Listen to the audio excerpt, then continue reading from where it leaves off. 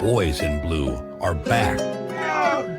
Back! We're back, baby! Illich, he finishes that shot! And another save! Matt Freed! Welcome to another episode of the City Boys. Welcome to another episode of the City Boys Show. I'm Javier. This is Danny. What is up? You were doing the moves. You're like AI robot right there, bro. Watch iRobot right before I came here to know what I do. What if we're not actually the City Boys and this is the AI version of us? You know what? That almost scared me a little bit. Because I can see a clip like that happen online and be like, that's not us. That's scary. No, I know these boys. They do a great job now too. It's legit. I fell for some of these like ads where you're like, "Oh, that's legit," and then it's like, "Nah, it's AI." It gets me all the time though. That's sad, bro. It's getting bad. It's like we're gonna be those old people, and then, like, you know when when mom shows you Facebook and she's like, "Look at this," and you're like, "It's not real," and it's like clearly a scam. We're gonna be the ones getting scammed now, and like our kids are gonna be like, "You're an idiot, Dad." Don't say we, it's you, bro. I ain't getting scammed. Talking about AI, did you see this MLS AI generated articles? I did. Crazy. Do I? Okay, on that note, first, I'm against it, right? For a few reasons. One, I understand that no one's probably reading those articles, right? Those articles are like, they just take like the score line and they say who scored it, and most people aren't reading those. But still, that's a job there, man. And but even if not, most people aren't reading it. You should be producing. There's barely enough original content for MLS as it is. You have all these independent media outlets who want to cover this team. They already make it hard. But I just feel like you have to produce the content with the limited content you're already providing us, and then you're going to make it AI generated. And it was so bad. No character, no anything. It was like an AP wire that just kind of gives you the stats, but nobody wants that. Yeah. You lose the feel of the game. It's hot trash. No. And that was going to be my second point, was like, the MLS needs to stop pretending that is the NFL. Like, you are I don't understand, you got millionaires, you got some billionaires invested, but you're still growing the community. Your numbers aren't MLS numbers. They aren't NBA numbers. You need to do stuff that's like unique. You need to act like a young company, and young company invest in the community, invest in providing good content to make you part of the mainstream storyline. And by producing AI content, you're not doing anything to get hook new fans in. And so that's what bothers me the most about AI content, is like, it's just them being short-sighted, saying we're saving a few dollars writing a summary article, versus saying let's find someone who can find storylines in here to talk about to get new eyes on the league. Yeah. And they don't do that. And not even that they're not producing good content or original content enough.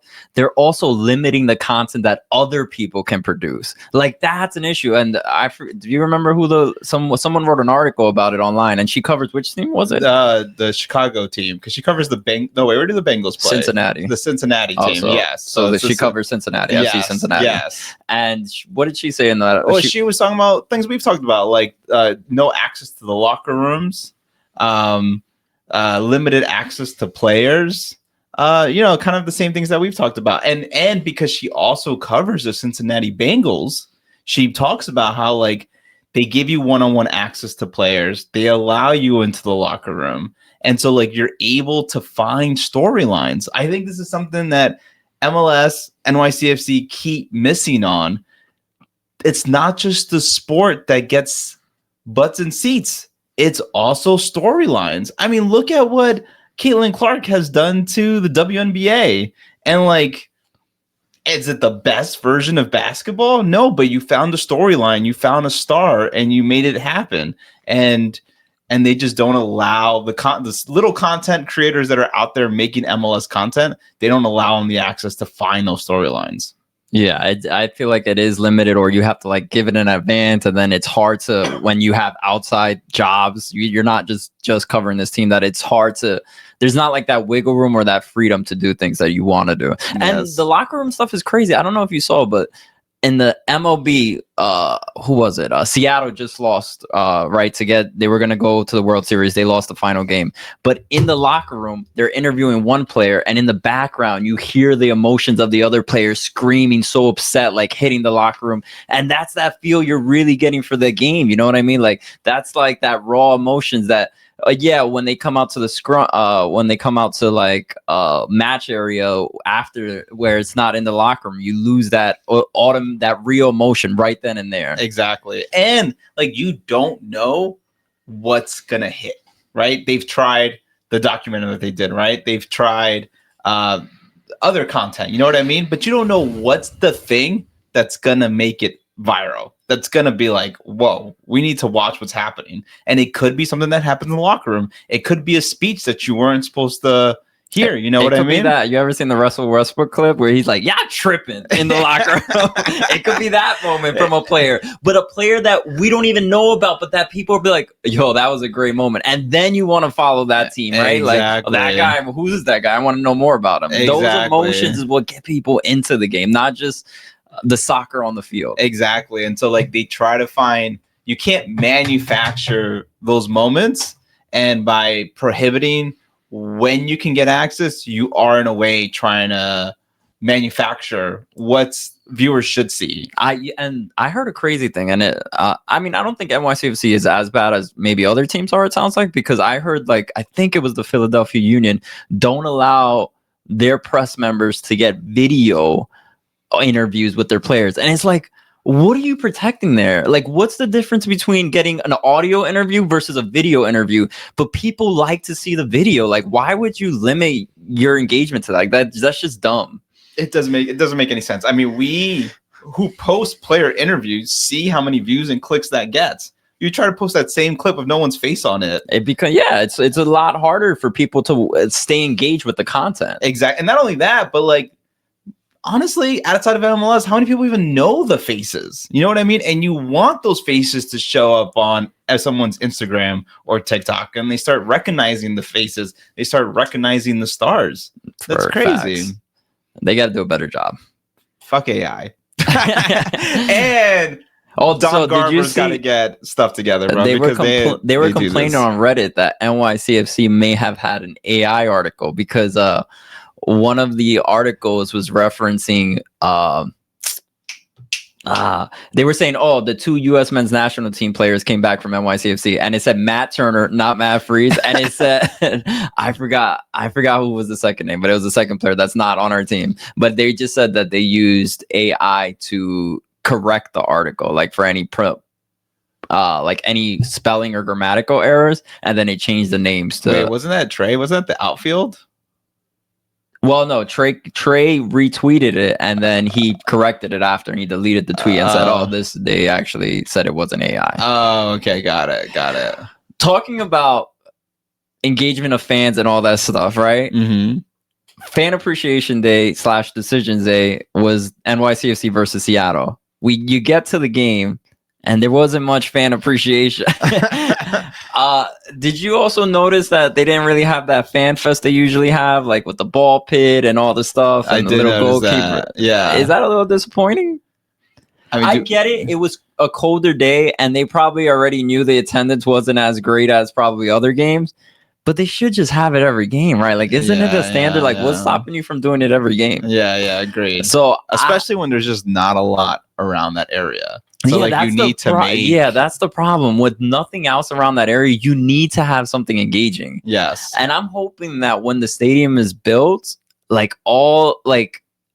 every game feels like it's engaging. Every game feels big. Every game has that atmosphere. Because not every game right now has that atmosphere. Yeah. And when you don't have that, and you come outside of that train station and there's nothing, it feels dead as hell. Yeah. So a little disappointed they didn't do anything for Fan Appreciation Day. Yeah. They gave a towel, I think, to people. I missed the towel when I walked in. Showing up late, bro. I guess everyone appreciated that towel for when they were sweating in the cold. All right, let's get into the game. NYCFC versus Seattle. This game, okay, so we sat with the fans for a while. Yeah. Right. And what I like to say is although not a lot for fan appreciation, I don't want to complain about like being pressed, but I would say, man, you can just have a lot of fun even when your team loses, when you're sitting with the fans. It's just so fun. It's just so much fun. We were in the supporter section, hanging out with some of the guys there, and it was just like, oh, it's just a good time, regardless. Sometimes when most of the time, we do press and we just sit there. It's like, and we lose. It's like, why did I even come here, bro? Like, it's just like the vibes are off. Now I gotta talk to a coach who's mad. I gotta talk to some players who are like, why are you putting that mic in my face? What am I doing? But then, but when you lose and vibes are still high, and when bro. you're with the fans, it's always a good time. It's a fun time. Yeah, so good times. A City Field, their food selection is fire, bro. They are, which is crazy because their press food is terrible. But their food selection is A1. I got a Shake Shack burger, fire, bro. I got some chili cheese fries. You gave me some fire, bro. Those were good, man. My stomach hurt a little, but it was okay. Same. Initial thoughts when you saw the lineup for NYCFC versus Seattle. I know you don't remember it at all, but it was basically the same lineup as the week prior, I think it was. Without Aiden O'Neal, though, which was a big difference. And he played Tuesday against U.S. men's national team. And I know they were joking that the reason they benched him was because he hurt James Sands. And so they were punishing him for that. Yo, he went at James Sands. That was wild. But they were giving him some Pascal Janssen, I think in the press conference before the game, was like, oh yeah, we gave him a little bit of slack for that because he went hard. But that was not the reason he didn't start. So he actually got sick when he went on international duty, came back, and he still wasn't feeling well. They pat him on the bench, but he still wasn't feeling good. After the game, Pascal Janssen mentions why. He mentions that at halftime, he was feeling so sick that he had to leave at halftime versus staying as a bench player willing to come in, which is crazy. And then on top of that, Alonso Martinez after the game, he's like, guys, I can't talk. I don't feel good right now. So there's been a little bug going around or something going around. All the other players seem fine, but it's interesting. Maybe it was something with international duty, all these guys leaving and then coming back from the cold. But yeah. I mean, I was sick last week too, bro. So I'm just saying, I think there was a cold going around. So you got everybody sick. No, I didn't get everyone sick. But what I'm saying is there's a cold going around, but everyone's had hopefully 7 to 10 days to heal before this game comes up and everyone's in a good place. But yeah, that's why Aiden was out, because he was sick. So, but hopefully everyone's feeling better now. So other important things about the lineup, which I learned after the game, is that, what was I going to say? That Maxi Morales and Justin Haak started every game this season. Crazy. That is insane. And that also goes further into your theory that this could possibly be Maxi's last season. This guy started 34. That's wild. That is wild. I felt like I saw Maxi off some games, but I might just be bugging. No, bro. He's just so short that maybe you didn't notice him. It says started all 34 games. I'm taking this from NYCFC themselves, but I'm like, did they literally start every game, or did they just come in every game for a certain point? I think they probably started. I think they started. Yeah. You know who else also played every game? Which this one's a little shocking, but he didn't start, but he came in every game. Guess who? You're never gonna guess this one. Maxime Carissa. No, I'm joking. Who do you think it is? Pereira. No. Ojeda. Yeah. Really? Ojeda. That doesn't feel like it, right? That doesn't. Because my boy doesn't score enough goals. That's insane. Yeah, that is crazy. I almost don't even believe that's that. I feel like you're I got it from Glenn Crook. So okay, if it's wrong, blame Glenn Crook. But he's usually right about all this stuff. So another thing to mention about this, Justin Haak, 34 games. He even started all Open Cup and League Cup games. He had some words to say after the game about this, and I wanted to play a clip, and we'll talk about it after. Wait, does the clip it doesn't include the question? Do you want to? Well, the question is, you really like this is your first season, kind of getting those real minutes with the team and becoming that starter. How does it feel, basically? Okay. At the end of last year, our old sporting director told me he didn't think I was a 34-game starter. So it was really big for me to come here and prove him wrong because I always believed in myself. So to start every game this season, including Leagues Cup and Open Cup, I feel it's what I always deserved, and I know I could always do it. But now to accomplish it and show everybody feels good. Bro, you didn't ask anything about the sporting director. No questions were asked about sporting director. He went ham. And the sporting director he's referring to is David Lee. Just to be clear about that. So that was a pretty big shot.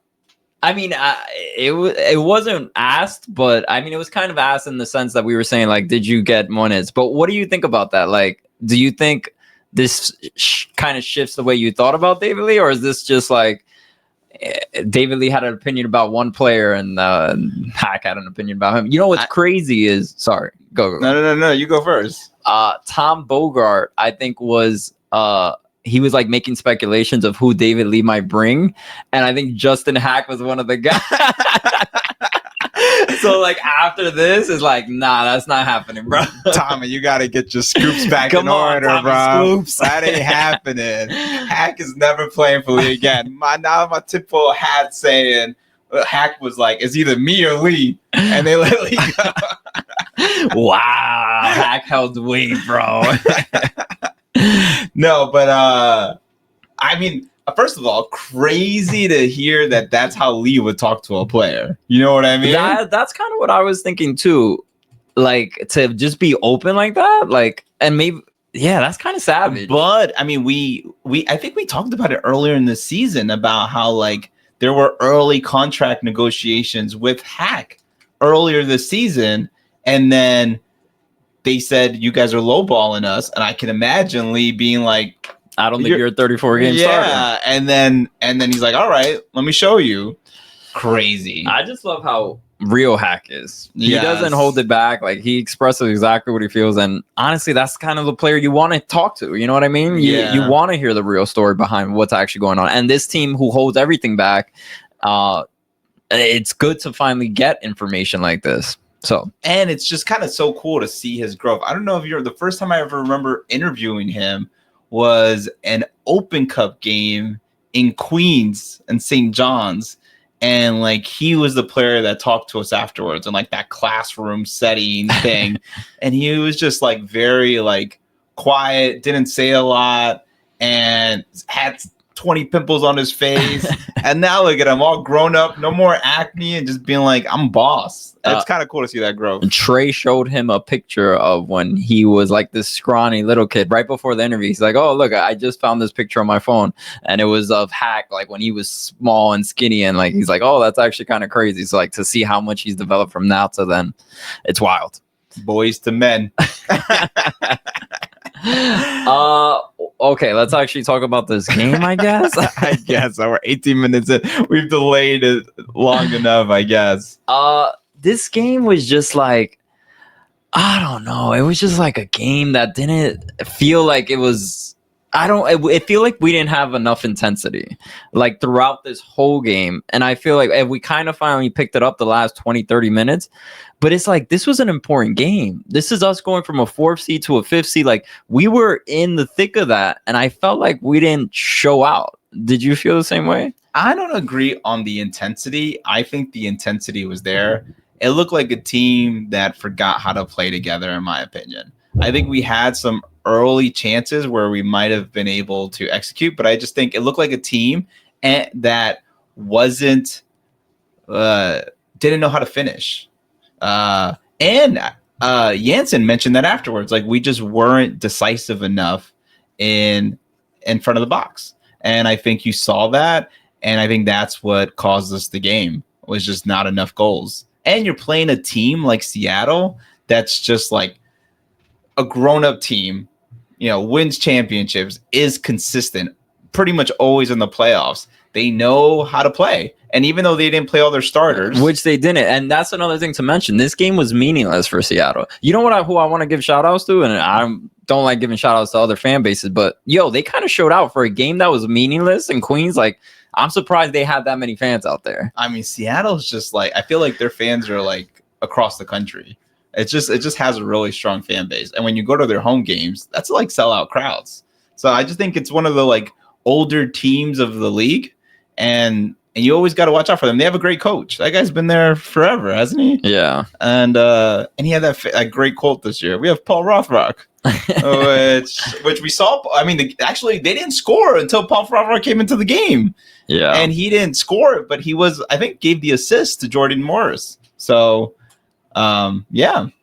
So that early foul in the box, or so-called foul that Morrison tried to sell, did you think it was a penalty? Absolutely not. Like, I think from one angle, it looked like, oh, I can't tell. But then from another angle, it was like, nah. There was like a good, 5 centimeters away, almost an inch away. And my man looked like he was trying to get an Oscar. I know, he threw up the hands. When they throw up the hands, like, it doesn't even make sense, bro. Like, if you're going to get fouled, you're not going to go like this, bro. Yeah, exactly. You think you would try to catch her? I know, like, it doesn't make sense. Yes. But then the other thing is, he didn't get a yellow card for embellishment. They were saying it on the broadcast. Like, he probably, if it's going to be reversed, then the next thing would be to give him a yellow card, which didn't happen. Yes. And could have that changed the game? Maybe. I mean, he's an attacking player. I don't know if it would have. But, yeah. Right before the half, we had a good opportunity. We kind of crossed the ball over. Their defender doesn't handle it well. It goes straight into Nico's foot. Nico passes it to Alonso right, like towards the middle of the box. Alonso completely misses it. I don't know what happened to him. He just like lost focus there. It goes to Justin Haak. Justin Haak had a great shot, but then the goalkeeper made a good save. I know. Alonso Martinez had his Charlie Brown moment. Looked crazy with that miss. I know. But Haak came in good. Too bad it didn't go in. But, I mean, it's a good goalkeeper that Seattle has. Oh, also, one more thing that happened on the 45th, which I think kind of changed the game a little bit too, was Justin Haak hit someone kind of hard. And he got a yellow card. And then like 1 minute later, the dude hits Justin Haak back just as hard. And Justin Haak is on the floor. And he doesn't call a yellow. So the game felt like it was called inconsistently. And because of that hit, Matt Freese got a yellow too. Because he started arguing. Exactly. And it was someone else. I think it might have been Thiago Martins too. Yeah, 3 people got a yellow around that 40th minute mark. And so my thing is, I don't think we lost the game because of refereeing, but like call the game the same for both sides. You know what I mean? Yeah. I wanted to look at the stats. Well, why you do that? What was interesting too was at this point when we're down a goal, Charlotte's up. And it looks like Charlotte's going to dominate that game. Their goal yet. Oh, okay. Sorry. But they did have a set piece goal in the 60th minute. Jordan Morrison, poor set piece defending. I mean, I felt like Thiago Martins and I forgot who else was next to him were behind Jordan Morrison instead of being one of them being in front. You had 2 Seattle players lined up right next to each other, so they had the clear chance to do anything with the ball. Yeah, which was just dumb. I don't know, just very poor defensively. Yeah, and I think just in general this year we haven't been great on like set piece defending, and I've always blamed it on like not having tall players. But like we got Haak, we got Raul Gustavo, and we got Thiago Martins. And we see Pereira's got the height. Pereira played this game, right? Yeah, he played. Yeah. So like we should be better than that. We got to see some minutes from Carrizo. Any thoughts?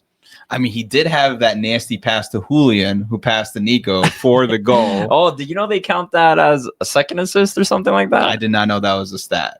Yeah, some nonsense like that. So it's like a second assist, not you pass it to the guy who passed it to the guy. It's a made-up stat, bro. It's assistant to the assistant manager.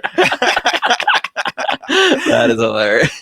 Yeah, it's stupid. I don't even really count it. I don't even think the crazy thing is I don't think like Fop Mob counts it, but other people count it. Who's other people? Just some random dude who likes Carrizo who's keeping track of his secondary assists. MLS considers it like a stat line. So while all this is going on, I do also want to talk about, as the score keeps changing, Miami was down first to start off. Yes. Nashville was up 2-0. 2-0. So we were going to end up in 7th place. Which meant that we were going to have to play Miami the first round. And you were acting crazy. Bro. I don't know what. Maybe it was something in the chili fries.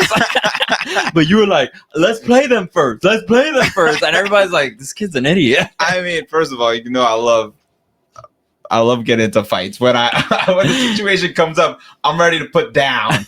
And then on top of that, like we just got embarrassed by Miami a couple weeks ago. I want to get back in the ring with them. Also, as we know, Miami games have more eyes. They draw the most and attention. so like this is the only round that's not single elimination. And so you get that like home game here, That's true. home game there. And also I like Messi as a player, but I can't stand him in MLS. And so I like wanted to see us try to beat Miami. But then after what I saw what they did to Miami, to Nashville, I was like, okay, maybe we don't want to play them. Yeah, maybe it's you wild. want to talk Messi about won Messi won the Golden Boot, and he dominated. I think he had 3 goals and an assist or 2 assists that game. Literally every goal I think was his contribution. And they ended up winning 4-2. 5-2. 5-2? Yeah. Crazy. So they're still a lethal team. Even though I felt like when we played them, we had a good shot. And I think we lost 4-0. Yeah, Pascal Janssen getting rid of our only center backs causes a huge issue. I still blame him for that loss. I felt like we were in that whole game. Yeah. But yeah, I sound a little bitter. So yes, was I ready for the fight, hyping myself up for Miami, but also excited that we're in the now that I'm calmed down, much more excited for playing Charlotte. If we made it 4, Charlotte was still up 2-0 against their opponent as well. So it was basically a lock that we were going to play Charlotte. Whether we were going to get 2 home games versus 1, that was kind of in contention, and we ended up getting the 1, like, obviously, because Charlotte won and we lost.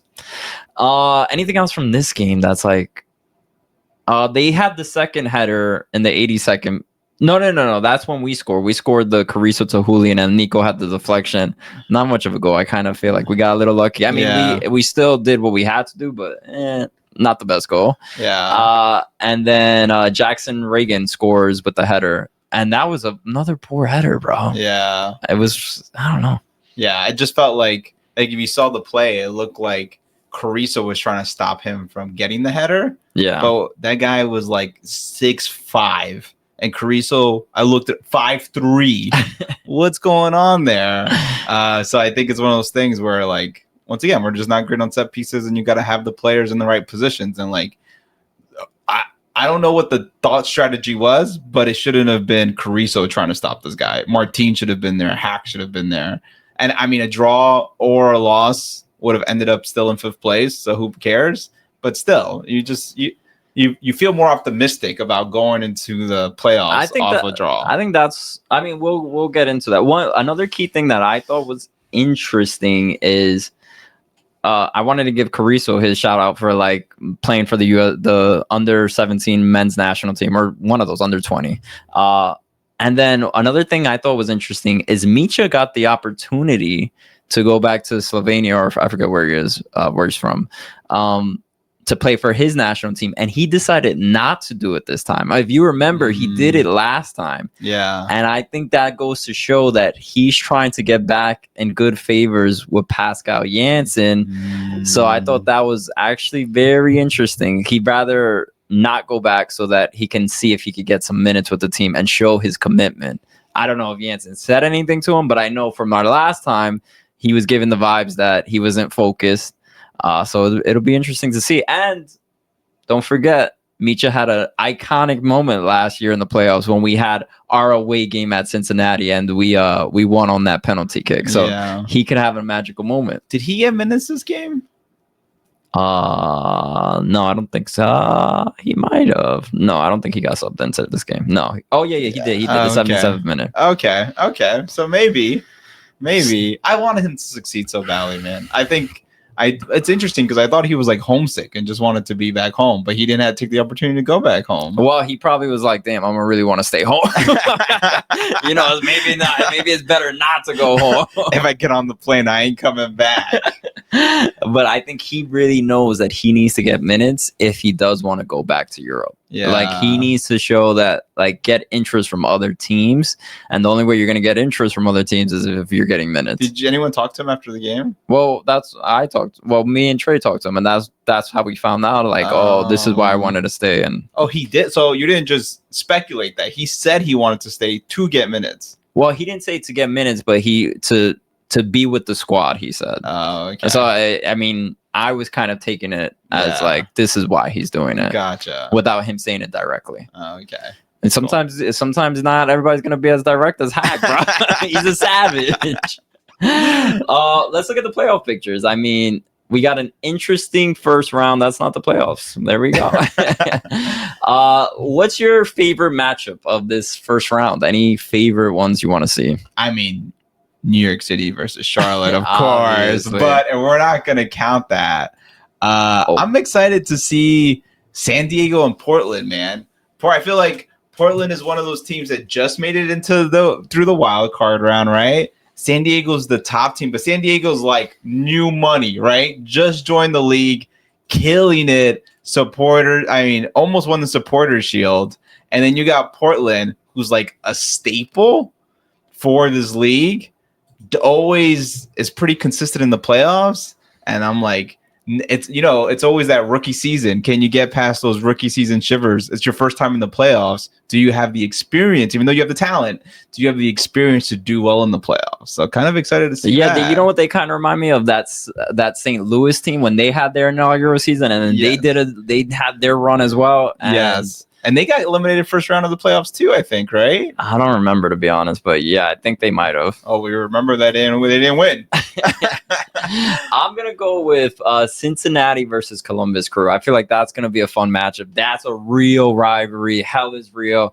Ever since I watched the MLS documentary, it like kind of really highlights that rivalry, and it's pretty fun to see. So I think it's going to be a great like fiery matchup. Also, I think what's interesting about that is Cincinnati's second place in the division, and Columbus Crew has kind of been limping it, all year. And we thought it was because of the they were in the World Cup, I think it was. What was that called? Club World Cup. Club World Cup.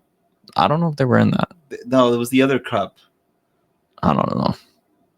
There's a lot of cups. The one that we go to every year, or you can go CONCACAF. Oh, okay. Yes, and it was like maybe they were just putting all their resources there, but they've still kind of landed. I think in 5th, 6th place or something. Yeah, 7th. Yeah, 7th. They're 7th. Yeah, so but you got one of the best coaches in the world. Well, maybe not in the world, and definitely in MLS versus one of the top talents. I'm interested to see how that works out. Any upsets? Do you got any upset watch? You know what I'm kind of hoping happens? Nashville wins? No, Chicago upsets Philly. Philly. Chicago had a great game against Orlando. They look solid. Gutierrez dominating. This other guy, Kadir, their striker. They look good. And Berhalter's trying to get his job back somewhere, bro. And he's doing it through MLS. So it'll be interesting. Yeah, I mean, that would be great for us because then, so they don't reseed again, right? I'm pretty sure they don't reseed. I'm pretty sure they don't reseed either. Which will be great for us then. Let's all go Chicago. Yo, but let me tell you, I didn't know what the playoff format was until like 2 days before decision day. You know how I knew people still don't know? I was watching the Landon Donovan podcast. I don't know if you've seen it, but he was like, what's the playoff format again? Yo, it's so hard to remember these things. But they keep changing it. No, I mean, but this is now 2 years in a row where they did this. 2 years is consistency? It's not well, we should have probably known from last year, and we covered the team, so we probably should know that. But yeah, I forgot. To be honest, I'm like, oh yeah, we didn't get a home game. And then I'm like, wait, we do got a home game. Yeah, when I got the email about clinching a home game, I was like, what are you guys talking about? I thought they were just trying to make tickets off us being dumb. Nah, these guys don't know what's going on. Yeah, exactly. That would be a good upset. Well, I had somebody that I wanted to see upset. Seattle's could be interesting because technically Minnesota's, I think, on top of them. So Seattle's a solid team. I don't think that's a huge upset, but maybe Seattle gets that dub. I think I'm gonna leave it at that. Okay. But you just mentioned it. Limping into the playoffs, and that gets us into our debation station. So let's play some debation station. Hey yo, it's debation station. You heard? Debation station's back. It's back. It's been a while. I'm hyped. Debation station. So our topic today is NYCFC is 2-5 going into this playoff. And it just had me thinking, are we that much better than last year going into this NYC and going into this playoffs? And I'm starting to feel like we're not that much better. And we think we are, but we're not. Like, if we look at statistically, last year we finished 6th in the league with 50 points. This year we finished 5th with 56 points. It's not crazy. Our goal differential was 6 goals versus this year. We had 6 goal differential this year and then 5 last year. So it's like, if you look at some of these stats, we don't feel that different. What are your thoughts? I was gonna let you finish your argument so I could go ham at the end. You want to finish your extra? No. I want to debate you a little. It's called Debation Station. Well, I think on that point, that exact point, I don't know how to start this. I think you should finish your thing and then we'll go on to it. And so you would say, okay, this team feels better. We're a better offensive team. We're just attacking more. It feels more fluent. It doesn't, the stats don't say that. Last year, we had 57 goals, 43 from open play. This year, we have less goals, 50 goals, and 35 from open play. We're not as lethal as we think we are. And finally, our wingers are starting to get more goals, but it's like, I don't know, like they're not consistent enough. And then when I look at us limping into the playoffs, I'm like, it feels kind of like last year. Like, we're just not consistent yet. And I like, we had that stretch in the middle where it felt like, oh, we're consistent again.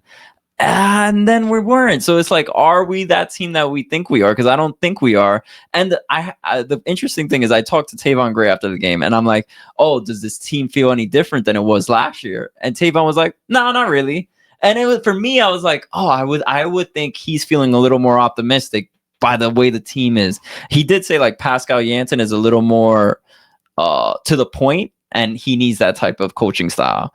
So it was good for him. But it didn't feel like he was that much more confident from this year to last year. Okay. Now I feel like I got that. Now I feel like I got enough there. So a couple of things you said. You said in the middle of the season, it looked like we were getting things together, right? And on that note, like, you have to remember what happened in the beginning of the season versus what happened in the end of the season. In the beginning of the season, I want to talk about our top 6 players from last year. Santi Rodriguez, James Sands, Hannes Wolf, Alonso Martinez, Maxi Morales, Keaton Parks. So out of the 6 top players of our team by FOTMOBs and goal contributions, we've lost 3 of those early on in the season. We lost Santi like, I think, a day before regular, some crazy nonsense like that. A day before regular season. We lost James Sands and we lost Keaton Parks very early on to injuries. That wasn't early on. I would say that was in the middle of the season, for sure. But it was late. I mean, I don't know how early that was. And to debate you on that, we then got Aiden O'Neill. Aiden didn't make his start debut until May. And I want to point this out. So before Leagues Cup, we were 11-5-8. So that was 24 games in the season. After Leagues Cup, we've been 6-4. 6 wins, 4 draws, or six wins, 4 losses. And if you don't remember, we talked about this in all of September, how it's a gauntlet. We played some of the best teams that were in the league after Leagues Cup, right? We played Columbus Crew. We played Miami. We played Charlotte when they had like 10 wins in a row. Actually, I think almost every team that's in the playoffs this year, we played after Leagues Cup. And if you would have taken that trajectory of 6-4 and taken that over the entire season, we would have had 61 points, which would have given us 2 points away from San Diego, who was top in the West, and it's only 5 points away from Philadelphia, who got the Supporter Shield. So, like, in a way, you're saying, yes, we're not that much different, but at the same time, we didn't have the same talent that we gotten after that. And we're talking about Nico Fernandez, who's played a huge impact on this team, and he's just been on this team for like 6 games. And Aiden O'Neill has now become a very good replacement for James Sands versus in May, June, he was just getting his feet wet. And luckily we signed Raul Gustavo, who's also been pretty good on that back line for just starting the team. So I'm saying, yes, maybe statistically, we are almost in the exact same place we were last year, but the ceiling is much higher going to this playoffs than the ceiling I think we had last year. I think you're overselling it. I really do. Like, if you would think about it, okay, O'Neal became a 1-to-1 with James Hands, right? Fine. Nico became a 1-to-1 for Santi Rodriguez. I would say, I would say a little bit better, but or maybe a lot better. But regardless, we're still basically the same team as last year, and we're basically at the same point as last year. Nothing's really changed that much. But do we go 1-on-1 as a coach? There we upgraded. There I give you a major upgrade for sure. And that makes a huge difference. Yeah, but what I'm saying is we've had this coach from the start. So it's like we still have statistically almost the exact same team. So it's not that crazy. The crazy thing is Alonso Martinez has scored the same amount of goals as last year too. And I feel like we talked about Alonso like having his greatest season ever, and he ended at the same point. So it's like, I feel like we got caught in the moments in this season. We're like, wow, we're going to be an amazing team. And maybe we're not. Maybe we're still not there yet, is what I'm saying. And like, are you feeling super optimistic that this is going to be a crazy playoff run? No. But I didn't feel optimistic the year we won the championship either. But what I'm saying is, then why did this year feel different? Why did you feel like that in the middle of the season? Like, oh, this is going to be a great team. I think even though we have less goals, we saw more entertaining soccer, which is a big reason people go to soccer games. And then 2, we saw growth in our players.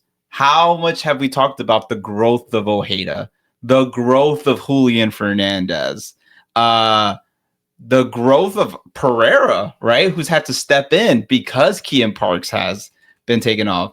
And so, like, yes, we statistically did not end, but it felt like we were still last year. Like there was no growth. It was just drugging along, and we are seeing these players flourish, and we're seeing resources being added to make the team better. It just took a long time to get it. But I think if you took the same roster that we had last year and put Janssen with that stable lineup, he probably would have done better than Cushing. And I think he's had to do a lot of mishmashing and moving, and the roster has moved quite a lot this year, and he's able to succeed. Cushing was coach for 2.5 years, right? So he's had a lot longer leash. A leash. Well, not leash, but like tenure to get things together and understand the club and understand the culture. Janssen has done this in less than a year with players coming in and out.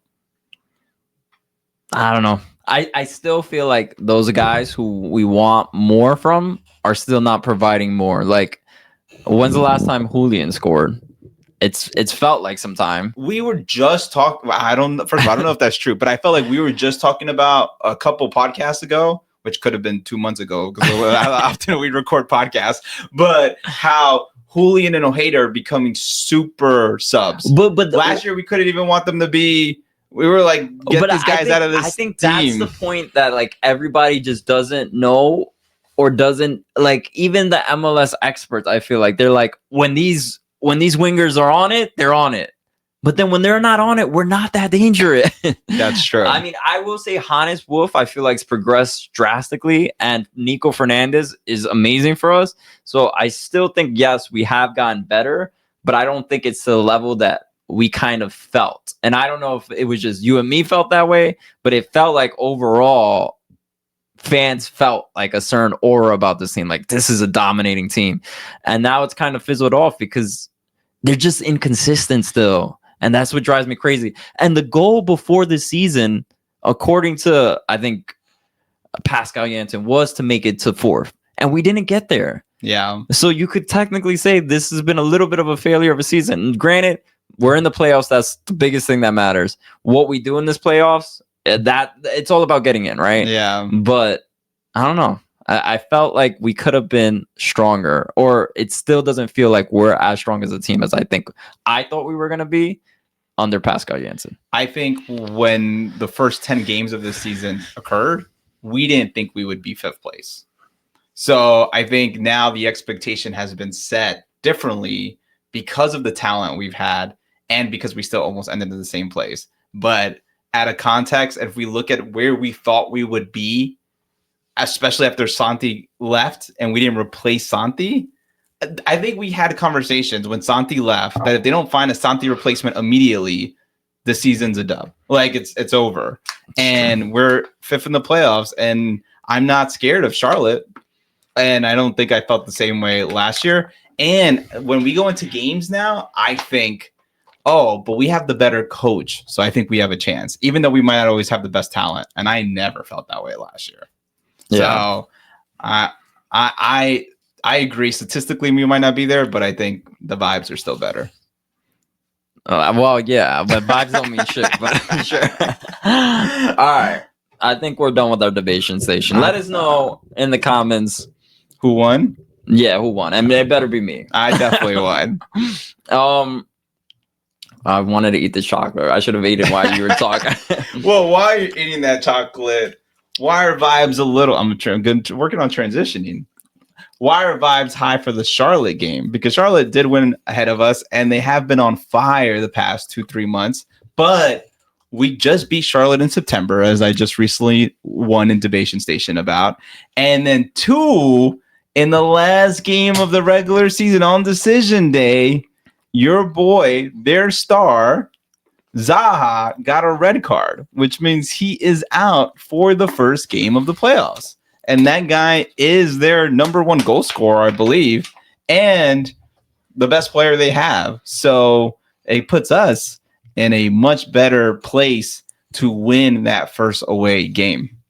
All right, but to play devil's advocate, Charlotte has the best home record this year. They won the most amount of home wins with 13. So they're a pretty solid team. And going into this postseason, they've won 11 of the 13 games. That's wild. That's crazy. Granted, one of those defeats are against us. So that's good. So I think it's going to be a tough one. And Charlotte has an overall, like, they just beat us down every time we play them. I don't know why they our head-to-head matchup is brutal against them.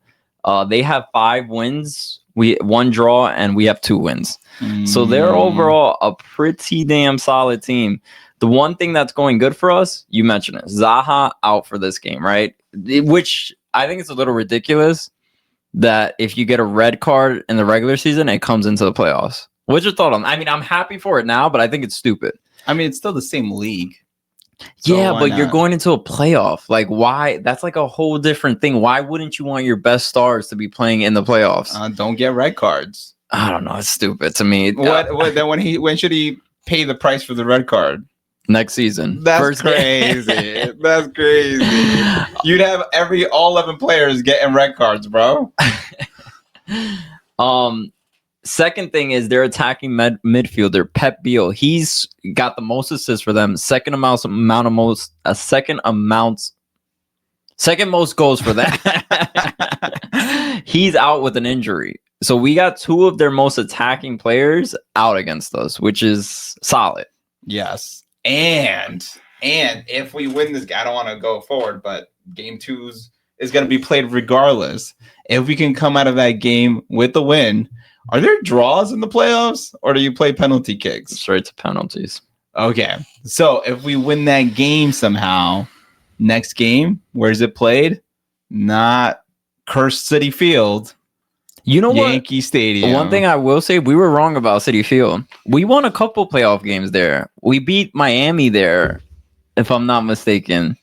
It might have been a wild card game. It's the playoffs. Not Messi Miami. No, not Messi Miami. That was Higuain. No, that was Yankee Stadium, wasn't it? No, that was City Field. I remember because I remember being in the press conference. So we beat them there, which is so our playoff record isn't that terrible, I think, in City Field. But I would 100% rather play in Yankee Stadium. Yeah, I blame the Caesar. Yeah, Caesar for wearing the Matarita jersey at City Field. You can't do that, bro. No Matarita jerseys at City Field. Yeah, that is cursed. You could bring it back at Yankee Stadium. It's fine. I don't care. By the way, Matt Freese won finalist of the did not win, but he's one of the finalists for goalkeeper of the year. He didn't win it last year, and Charlotte's goalkeeper Kalini won it last year, which got me pissed. So this will be a nice revenge game for him to win. And Matt Freeze, I feel like he knows stuff like that. Like he remembers things like that. Yes. And he's like, oh. By the way, and talking about Zaha, Pascal Janssen, they knew. Like we asked him after the game, like, oh, were you already looking into Charlotte? And he was like, no, but I've heard that Zaha's out with the yellow card. So that was like already going around the locker room. Tavon mentioned it. So it's a big deal. And one thing Halen was saying is now that we know Zaha's going to be out there, should we get more of an attacking right back like Micha out there instead of Tavon Gray? What's your thoughts? Absolutely not. That's such a Halen thing to mention. That is so crazy. Halen from Five Footy, always coming up with crazy ideas.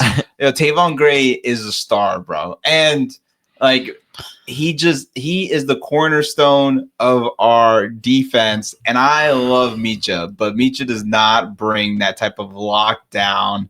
But do you need the lockdown defense? We just talked about.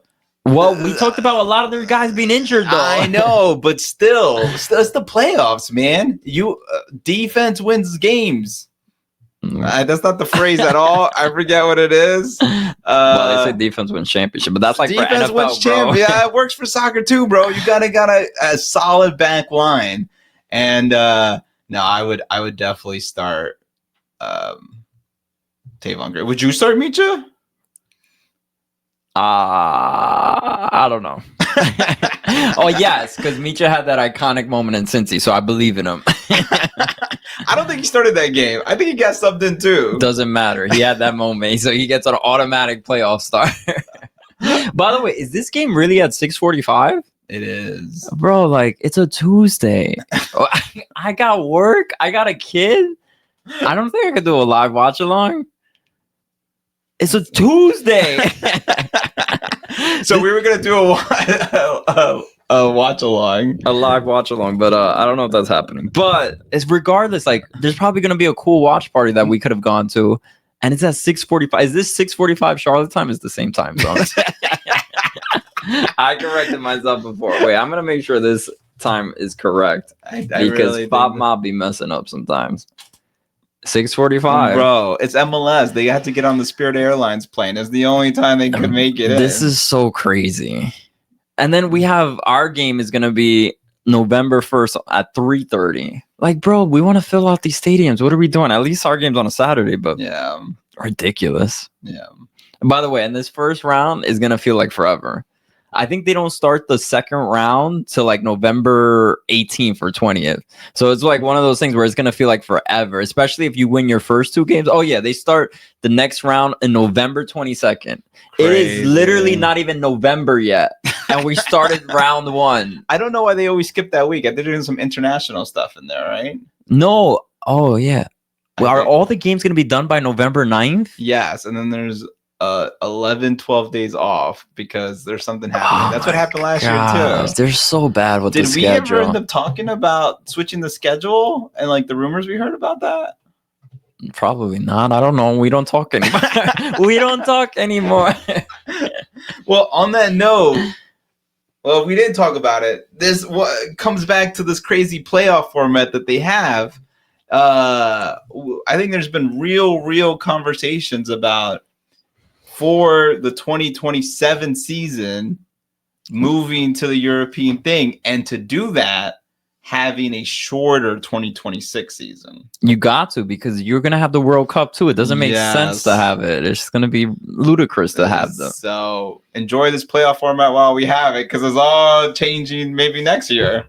That's the problem with us. Too many changes. Granted, like all the other I see some changes. I see no changes. Oh, yeah. Wake up in the morning and I ask myself, is life worth watching MLS? Should I blast myself? I was wondering where you were going with that. I was scared you were going to rap the whole song. Okay. I think that was it. I think we're done. What were we talking about before the Tupac song? I have no idea. This is why we need to start recording more often. We're all the cannon right now. All right, guys. We might have a watch along. We might not have a watch along. We didn't know about the time. Predictions. Oh, score predictions. Do we win? I think we win 2-0. We got Tavon Gray starting. he's gonna be locked down. They don't have their starter, and I think we're gonna score goals, man. I'm gonna go 2-0. I The like boys. I'll be optimistic too, but I'm going 2-1. Okay. Alonso Martinez scores and Hannes Wolf. You know what? We didn't touch on this, but like Hannes Wolf didn't have a great game last week. And like when Hannes Wolf is good, we are so good. And like I really hope that we get superstar Hannes Wolf in the playoffs. A lot of people been trashing our best player ever, Alonso? Maxi Morales. They've been He's giving him a lot of gonna- slack, and he started 34 games. The guy's gonna be a little slow, but I think we still need him out You there. know, it's interesting because the game like felt different when Nico played. When they took Maxi out and they put Nico in the middle, the game started moving a lot faster. And it's like, oh, like what happens next year? I mean, maybe this isn't the conversation for this podcast, but like teasing out our next podcast in 3 months. Like, do we do like even if Maxi stays, does he come in as just a sub? Because they promised, in a way, they promised Nico that cam position at some point, and I don't think you're one of your best players is going to keep playing right wing because of Maxi. Yeah, it'll be interesting to see what happens. What a way to ruin the vibe at the end of this episode. I know. I shouldn't have brought that up. Let's get the W in Charlotte. Yeah, let's and do then it, we'll boys. see what goes on from there. All Later, right, John. peace. Peace.